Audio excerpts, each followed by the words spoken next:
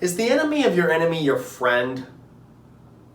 Okay, probably brought up bad memories. Let me try this. Can you make a political alliance with members of a disparate group? Alright, probably hard to imagine given today's political climate. Here's what I'm playing at.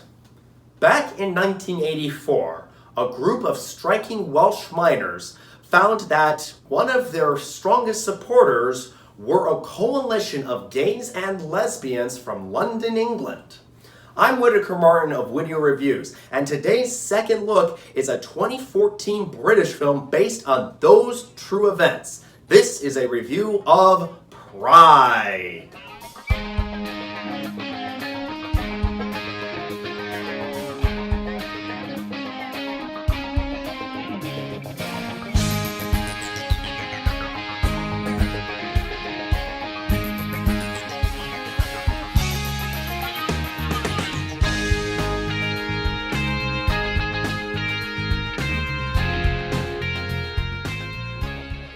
Pride is one of those inspirational, based on true events stories that is unabashed about its uplifting intentions, with its scenes of common folks standing up for what's right and scenes of different groups coming together in harmony. Such films can tack toward the cloying side, but Pride for the most part avoids this. This is actually a pretty interesting story that really did influence British history, and it also takes the time to remind us that the 80s weren't a picnic for everyone involved. So what was the background in the first place? In short, a standoff occurred in 1984 between the miners of Great Britain and British Parliament. Now, the coal mining industry of Great Britain had been in decline for some time. If you think this is a new problem, it is not. The industry was growing increasingly unprofitable and jobs were declining. But many towns and cities had developed their economic infrastructures around these coal pits, and the pay and benefits had remained pretty good. So what changed in the 1980s? Conservative Party member Margaret Thatcher was in charge of Parliament. Now, whether you think her actions were a necessary cost-cutting measure or a politically motivated attack is for you to decide. Regardless, in early 1984, Thatcher made the call that several of the coal pits needed to be closed and the jobs eliminated. The miners' response? To go on strike for 362 days.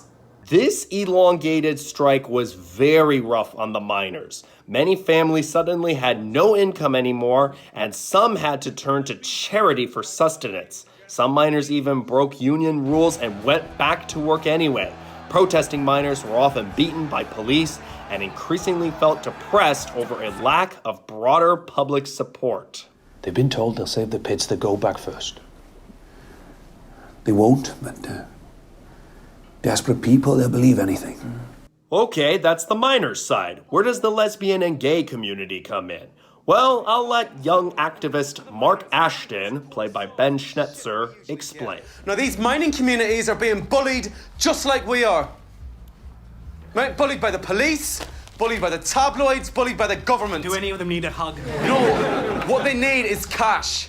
And with that, LGSM, Lesbians and Gays Support the Miners, was founded during the summer of 1984. The small group had some success in raising money, but getting it over to the miners proves to be difficult because homophobia remains strong within the miners' union. They don't want to take our money because we're puffs. And a dyke. They'd rather starve. Maybe we should just hand the money over anonymously. I mean, we don't have to say we're gay, do we? No! Well, at least then we'd be helping. No, this is a gay and lesbian group, and we are unapologetic about that.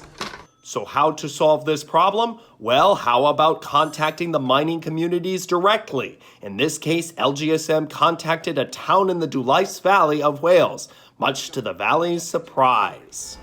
So, LGSM. What does that stand for then? You get a garbled message over the phone. I thought the L was for London. London something. I never dreamed for a moment it was L for... Aye. That's British character actor Paddy Considine as miner Di Donovan.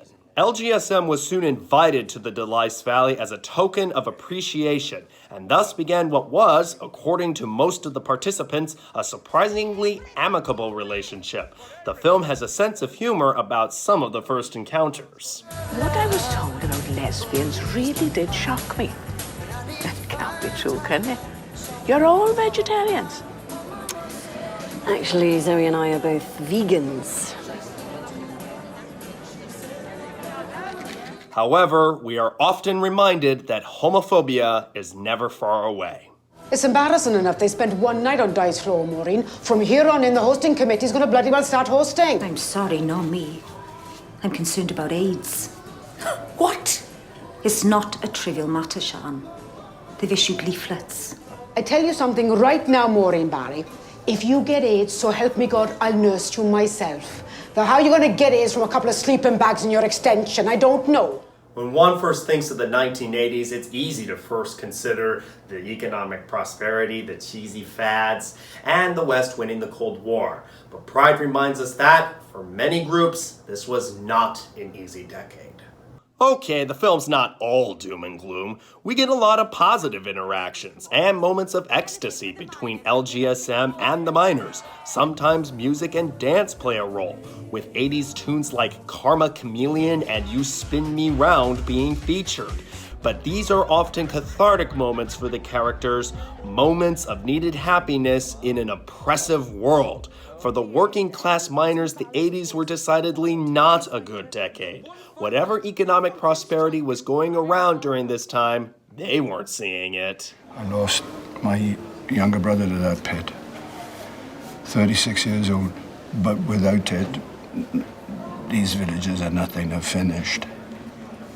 That's what I'd say if I ever came face to face with Margaret fucking Thatcher. That's Bill Nighy as Cliff. We'll get to him in a moment.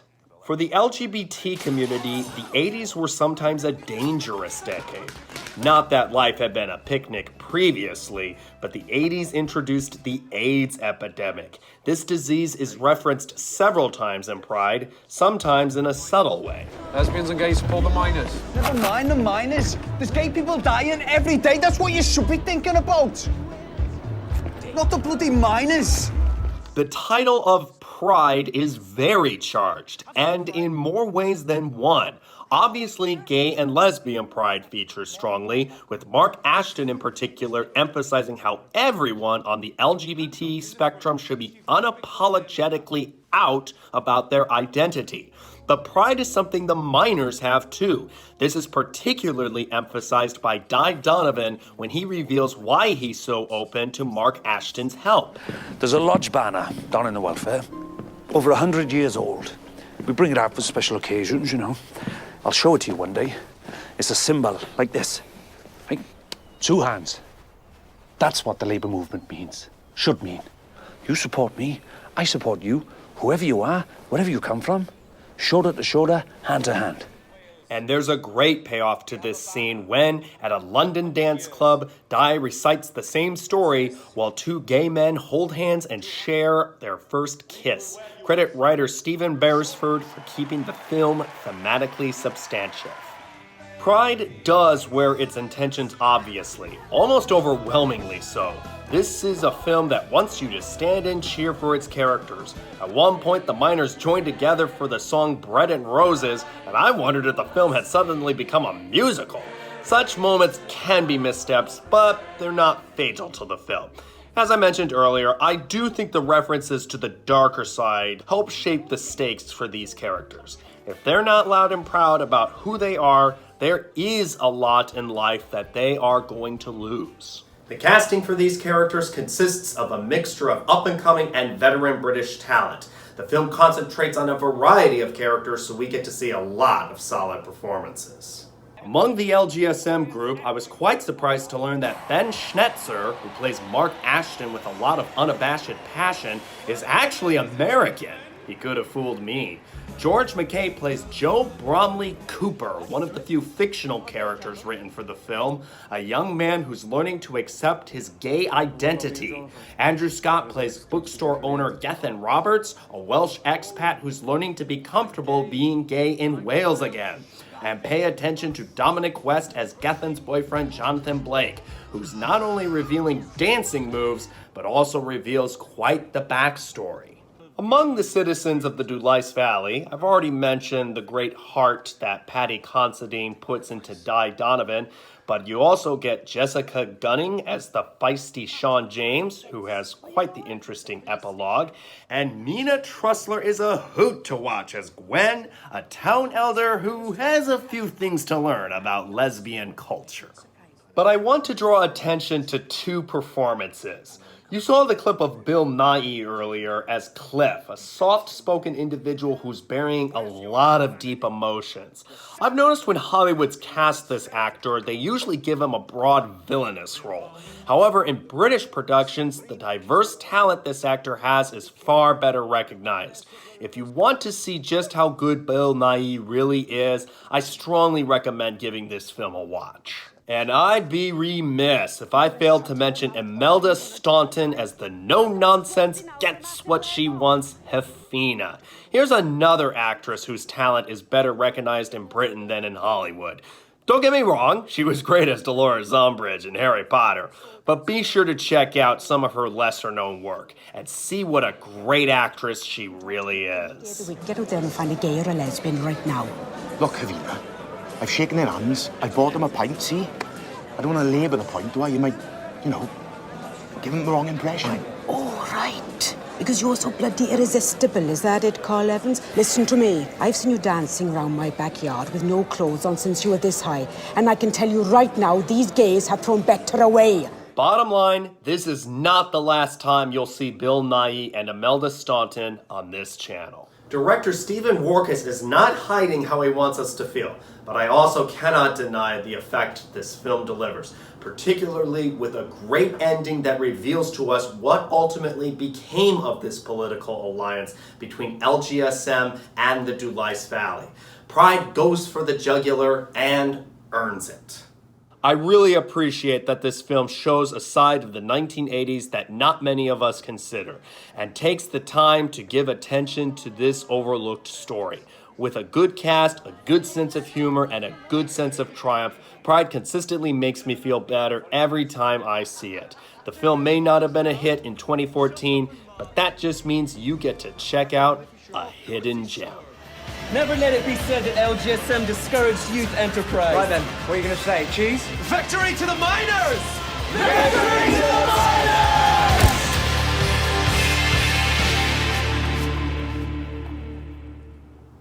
Go ahead and leave a comment on what you thought about Pride, and if there's a film you think deserves a second look. My name is Whitaker Martin. I thank you for watching this installment on Whideo Reviews, and it's a new year, my friends. Happy 2021. Even in these difficult times, let us look forward with optimism. I'll see you next time.